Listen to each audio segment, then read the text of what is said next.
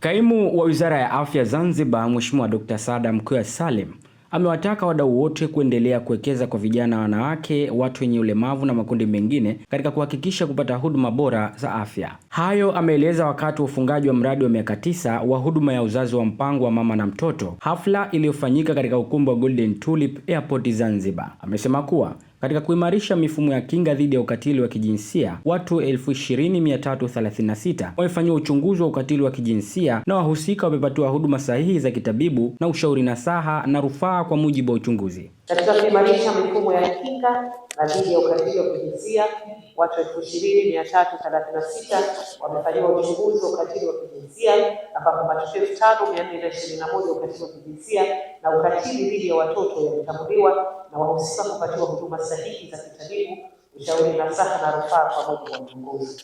Programu hii pia imeweka mkazo katika kuwafikia makundi maalum. Vijana 949 walifikia huduma za uzazi wa mpango kupitia huduma rafiki kwa vijana, huku watu wenye ulemavu 273 wakipatiwa huduma hizi kwa kuzingatia misingi ya usawa, ujumuishi na haki za binadamu. Kwa upande mwingine, wahudumu wa afya 554 wamepatiwa mafunzo na kujengewa uwezo katika maeneo mbalimbali ya afya ya uzazi wa mpango, huduma baada ya kuharibika mimba, pamoja na mwitikio dhidi ya ukatili wa kijinsia. Kwa hiyo uwekezaji huu katika rasilimali watu umeacha msingi imara wa kuendelea kutoa huduma bora hata baada ya kukamilika kwa programu. Takwimu hizi ni ushahidi wa wazi wa mchango wa programu hii katika kuimarisha upatikanaji wa huduma, kujenga uwezo wa mifumo ya afya na kuhakikisha kuwa hakuna kundi linaloachwa. Tunatoa wito kwa wadau wote kuendelea kuwekeza kwenye vijana, wanawake, watu wenye ulemavu na makundi mengine yenye uhitaji maalum ili kuhakikisha hakuna anayebaki nyuma katika kupata huduma bora za afya ya uzazi. Tunashukuru tena kwa mara nyingine tena.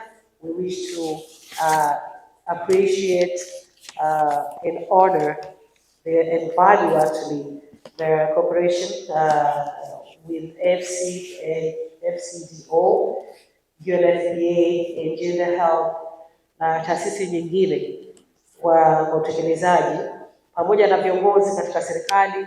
Tunawashukuru kipekee wahudumu wa afya, viongozi wa dini na jamii, vijana na wananchi wote katika kushiriki kwa namna mbalimbali katika kufanikisha utekelezaji wa programu hii. Kwa maneno hayo, sasa napenda kutangaza rasmi kuwa programu ya Scaling Up Family Planning ya Zanzibar imehitimishwa rasmi. Kwa upande wake, Dr. Warren Bright amesema kuwa lengo la mradi huo ni kuweza kumfikia kila mhitaji ili kupata huduma bora za uzazi wa mpango kwa vijana, wanawake na watu wenye ulemavu. Lengo kubwa la mradi huu ni katika vile vipaumbele vya UNFPA katika kuelekea mwaka 2030, malengo ya dunia, hususan katika lengo namba 3 la afya na ustawi, ambapo tumeangazia pia katika kipaumbele cha kuhakikisha kwamba tunatokomeza yale mahitaji muhimu na ya hiari ya uzazi wa mpango, kuhakikisha kwamba yanakuwa yanamfikia kila mhitaji. Kwa hiyo kupitia mradi huu tumehakikisha kwamba huduma za uzazi wa mpango zinafanikiwa na zinapatikana kwa wakati na kuweza kuwafikia vijana, wanawake, lakini bila kuacha nyuma watu wenye ulemavu. Kwa hiyo kikubwa zaidi tunaposherekea leo mafanikio haya na kufunga rasmi mradi huu, lakini bado tunasema kwamba kazi haijakamilika. Bado kuna mambo mengi ambayo yanapaswa kuweza kupewa kipaumbele na kuweza kuangalia namna gani tutakapohakikisha kwamba kila mmoja anafikiwa, kwa sababu malengo ya dunia yanaenda mpaka mwaka 2030. Kwa hiyo mradi huu unapokuwa ukifika mwisho baada ya kutekeleza kwa miaka 9 kama ilivyokuwa umepangwa hapo awali, tunaamini kwamba tutakuja na mipango mingi mizuri zaidi ya kuangalia namna gani tutakavyoweza kuboresha ustawi wa wanawake na wasichana kwa Zanzibar, lakini pia kwa Tanzania kwa ujumla. Kikubwa zaidi kilichotufanya tuingie katika huu mradi ni kuhakikisha kwamba mahitaji ya muhimu na ya hiari ya uzazi wa mpango yanakuwa yanamfikia kila mhitaji, wakiwemo wanawake pamoja na wasichana ambao katika lile rika balehe. Lakini changamoto ambazo pia zilibainishwa katika huu mradi ni kwamba kuna zile mimba zisizotarajiwa, mimba katika umri mdogo, lakini pia ile elimu sahihi ya uzazi wa mpango imekuwa haikuwafikia walengwa ambao ni wengi, ambao ni wahusika, tukisema sana sana ni wanawake pamoja na wasichana, lakini tumeenda mbali zaidi kuhakikisha kwamba tunawafikia pia wanaume, ushiriki na ushirikishwaji wa wanaume na vijana wa kiume katika masuala ya uzazi wa mpango, lakini pia kufanya kazi kwa karibu na viongozi wetu wa dini, tukiangalia namna gani watakavyoweza kuweka hili jambo kwenye jamii yao. Nao baadhi ya washiriki wamesema kuwa ni jambo la faraja kwao kuletewa mradi huo, huku wakiahidi kuwa watatekeleza mradi huo ili kupata vizazi vilivyo bora. Kwetu sisi watu wenye ulemavu, utekelezaji wa mradi huu kwa kweli katika kipindi cha miaka 9 kutoka 2017 umetusaidia mambo mengi sana, kwa sababu kwanza umesaidia kuhamasisha watu wetu wahudumu wa afya, madaktari na wengineo kutambua ile maana hasa ya ulemavu na namna gani watu wenye ulemavu wanahitaji huduma hii.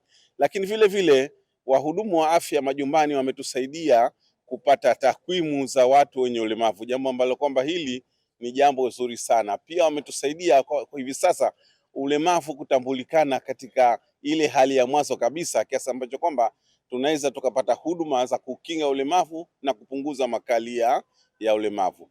Kwa kweli ni mradi umetusaidia sana, kwa sababu watu wenye ulemavu kama tunafahamu katika masuala haya ya uzazi na uzazi wa mpango, makundi yetu ni makundi baadhi ya wanaathirika. Kama tukiwachukulia watu wenye ulemavu wa akili, wanapata majanga na matatizo kuhusu mambo haya, na sisi wenyewe watu wenye ulemavu wa aina nyingine vile vile kulikuwa na ile muono hasi, tuseme kwa Kiingereza tunasema negative attitudes ya watu wenye ulemavu kuhusu suala la uzazi na uzazi wa mpango. Tunashukuru kwa kupata mafunzo hayo, na tumeweza kutoa huduma hizo za gender health kwa muda wa miaka 9.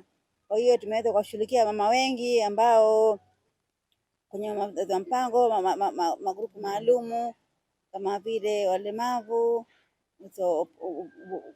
upungufu wa kuona na mama mbalimbali wenye huduma za uzazi wa mpango. Kwa hiyo sisi tunaendelea, mradi huu tutauendeleza kama tulivyofundishwa, hatutoacha njiani. Pia tunaomba viongozi mradi huu uweze kuendelea tena ili tuweze kuongeza huduma zetu kwa makundi maalum. Katika miaka hii 9 kuna mama wengi sana walikuwa katika jamii walikuwa wananyanyasika, kama wale ambao walemavu walikuwa wanakosa huduma za uzazi wa mpango. Pia walikuwa wanadharauliwa katika vituo vya afya mbalimbali, lakini sasa hivi tangu tulipata mradi huu kwa wao wanapata huduma sawa sawa kama wengine wote. Hatujali kama yule mlemavu au huyo mzima, huduma ziko sawa sawa kote, mijini mpaka vijijini, kote huduma ziko sawa sawa sasa hivi. Hassan Saidi, Mshindo TV. Usisahau kusubscribe, kulike, kucomment na kushare. Mshindo TV.